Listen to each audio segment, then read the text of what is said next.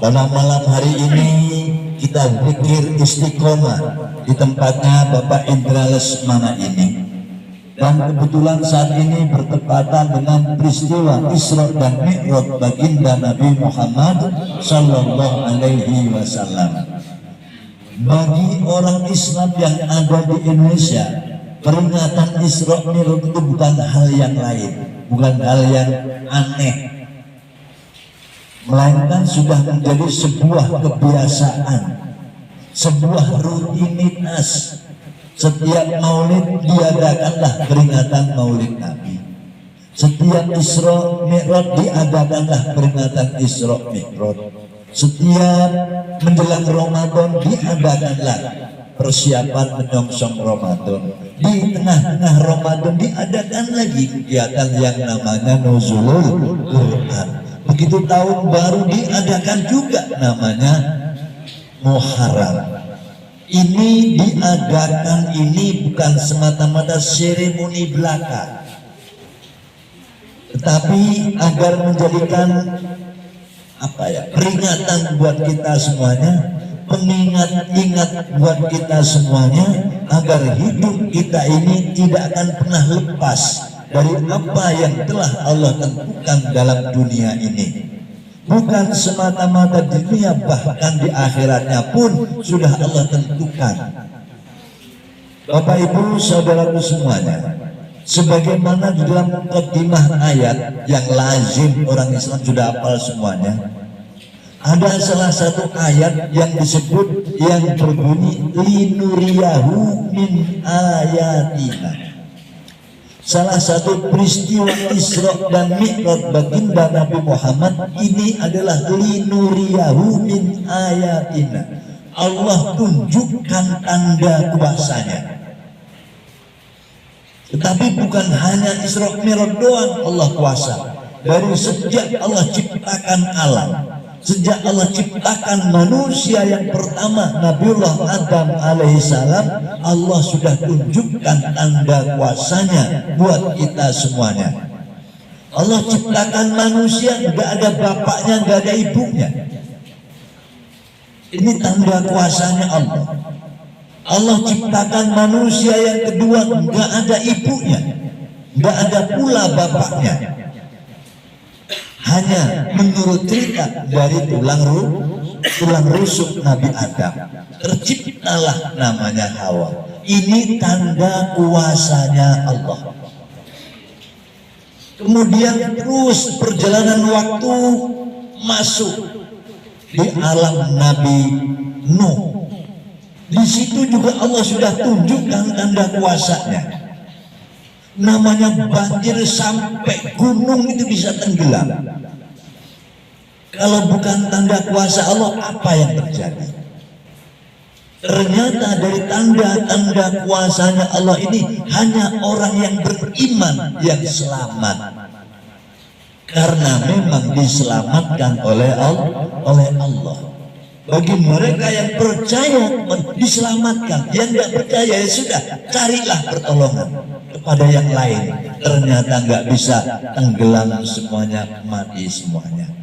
Terus perjalanan waktu Nabi Lut juga demikian, Nabi Yunus juga demikian, sampai baginda Nabi Muhammad Sallallahu Alaihi Wasallam. Kenapa umat Muhammad tidak dihabiskan sebagaimana umat Nabi Nuh, umat Nabi Lut?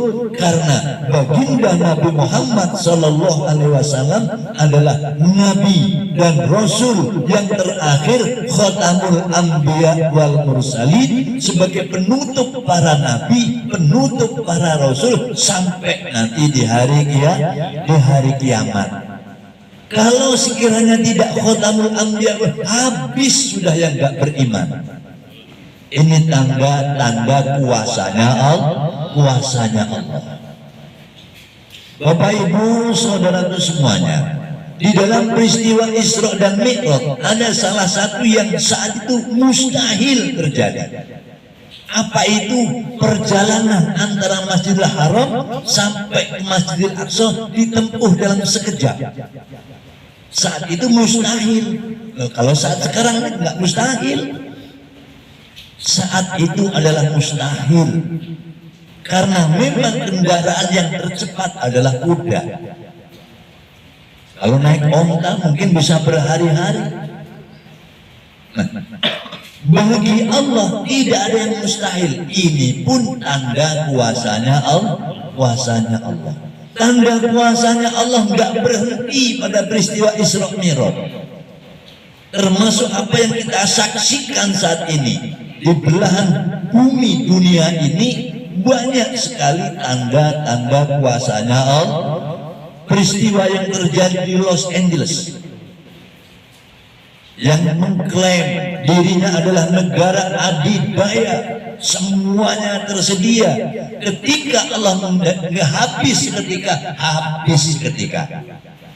Ini juga bagian dari tanda kuasanya Allah.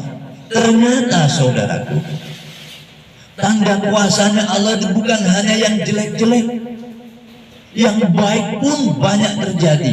Allah memuliakan siapa yang Allah kehendaki, Allah juga mampu menghinakan siapa yang Allah kehendaki. Inilah tanda kuasanya Allah. Nabi Nuh sedemikian banjir, sedemikian pula ternyata Allah selamatkan, ya selamat. Bukan naik kapal, yang lain juga ada yang naik kapal, habis. Kemudian apa juga tanda kuasanya Allah? Disinilah nyata bagi kita semuanya, sehingga guru kita Abah Haji Junaidi Al-Baghdadi dalam setiap doanya beliau itu minta kepada Allah, ya Allah ya Rabb, jadikanlah jamaah manaqib ayatun min ayatillah. Jadikan jamaah manaqib tanda-tanda kuasamu ya Allah.